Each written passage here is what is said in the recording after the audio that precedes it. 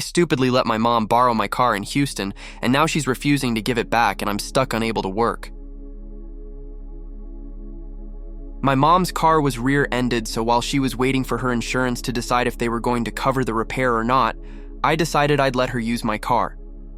We spoke on the phone and agreed that I would lend her my 2013 Toyota Corolla LE from the dates July 23rd to August 2nd, which would be a Friday. The reason I agreed was because she told me that on that Friday she could start working from home and wouldn't need a car as desperately.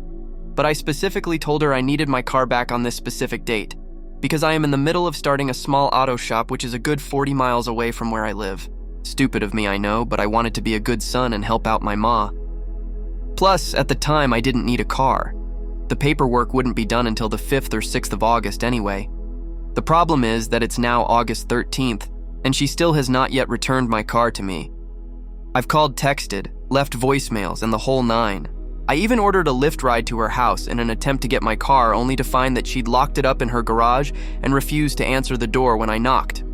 I called the police who showed up, knocked the door, and told me that because I allowed her to use my car, this was a civil matter, and I'd have to do a 10-day letter of demand before I could report it stolen. The problem is that I'm a 24-year-old who's just sunk $7,900 into my garage startup, and I can't afford to sit waiting for 10 days not in Katie making money. I have 2 trusted mechanics who left their jobs to come work with me, who haven't been paid or given work yet because I can't get to my shop and get the server and shop manager system up and running. I literally only have $200 left, so I can't afford taking Lyft rides, ripping and running around town searching for her. I feel like the biggest fucking idiot for letting myself get put into this situation, and I just don't know what to do. I have my letter of demand drafted, but I'm worried that in that 10-day window she'll damage my car or run it into the ground.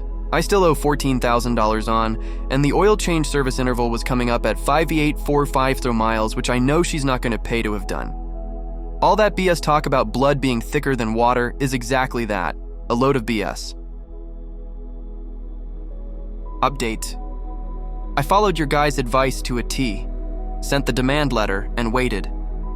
The 10 days ended yesterday, but she still wouldn't return my car, so I went downtown to the HCPD HQ to report the vehicle as stolen. Was able to get her on the phone with the sergeant, who told her that once I decide to press charges, it becomes felony possession of a stolen vehicle, unauthorized use of a vehicle, and if she's caught driving it or caught with it at her house, she will be arrested and charged, and I would not have a say in the matter. Once I sign that line, whatever happens next happens.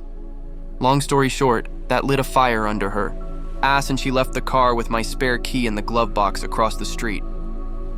Of course, I requested an officer to meet me at the location just in case she tried to get belligerent or in fact had damaged my vehicle, which she didn't. She's officially had my car since the 23rd of last month, but it's back in my possession now. She's put well over 2,000 miles on it, and the maintenance light is on, but for now I'm glad to be done with this, and I want to thank all of you who either gave me good advice or gave me the metaphorical slap I needed. As for my shop and getting there, one of my mechanics lent me his old beater so I could get to and from, so the shop is up and running and we're already up to our neck in jobs.